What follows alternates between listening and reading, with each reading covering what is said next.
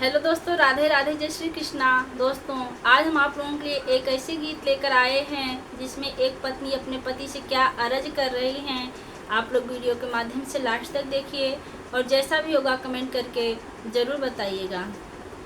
Private नौकरी में ना भिड़ाव पिया, तैयारी कराव पिया ना। प्राइवेट नौकरी में ना भिड़ाव पिया, तैयारी कराव पिया ना।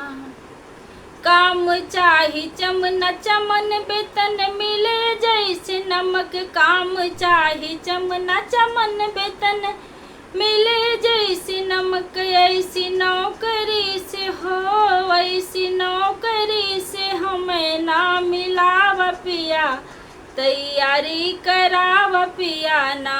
ऐसी नौकरी से हो, ऐसी नौकरी से हमें ना मिलाव पिया, तैयारी कराव पिया ना। प्राइवेट नौकरी में ना भिड़ाव पिया, तैयारी कराव पिया ना।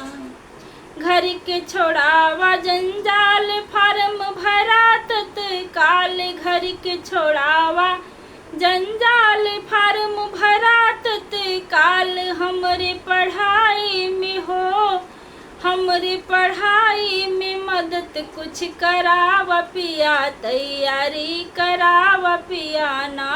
हमरे पढ़ाई में हो, हमरे पढ़ाई में मदद कुछ कराव पिया, तैयारी कराव पिया ना। प्राइवेट नौकरी में ना भिड़ाव पिया, तैयारी कराव पिया ना।